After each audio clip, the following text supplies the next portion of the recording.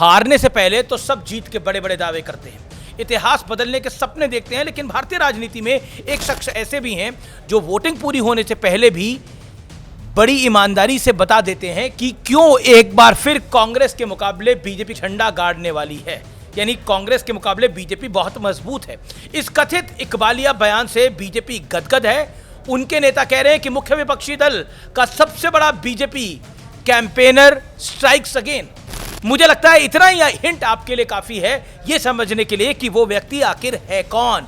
चलिए सबसे पहले उनका लेटेस्ट बयान सुन लीजिए, फिर आपको कंफर्म हो जाएगा कि मैं किसके बारे में बात कर रहा हूं और किसकी बात हो रही है।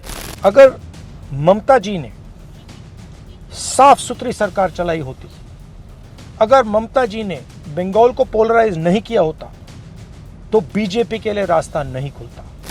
राहुल गांधी ने कहा ममता जी ने ठीक से शासन किया होता तो बीजेपी के लिए रास्ता ना खुलता।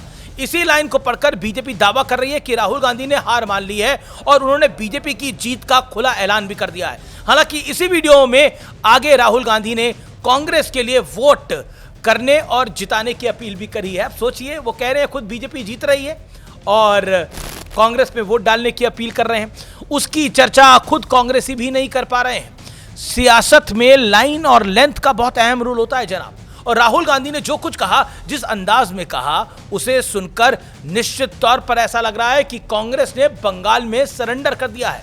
इसलिए बीजेपी ने उस बयान को खूब वायरल कर दिया।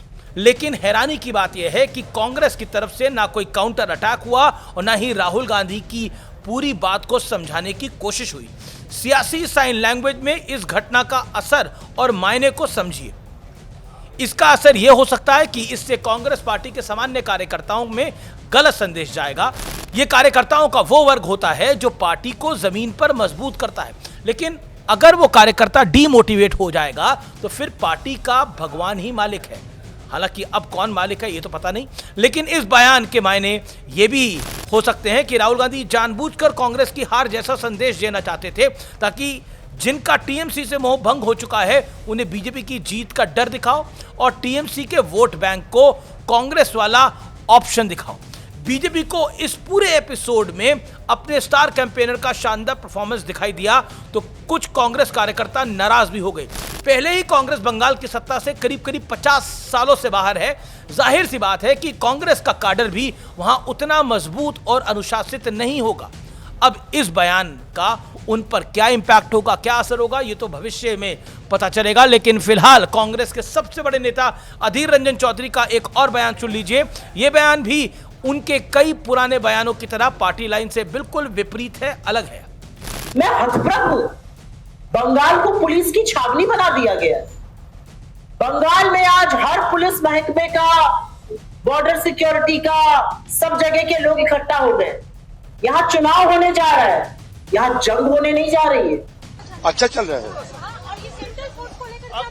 कुछ नहीं बोलेंगे, सेंट्रल फोर्स अच्छा काम कर रहे हैं। सियासत में कार्यकर्ताओं और वोटरों को क्लैरिटी होना बेहद आवश्यक है। कांग्रेस लाख कहे कि उनकी पार्टी में लोकतंत्र है, सबको अपने अपने विचार रखने की आजादी है, लेकिन इस तरह के बयान कंफ्यूजन के अलावा कुछ और नहीं देते हैं। और फिर जीत नहीं पाएंगे तो पीएम को अपशब्द कहेंगे, ईवीएम को गाली देंगे, वोट चोरी कहेंगे।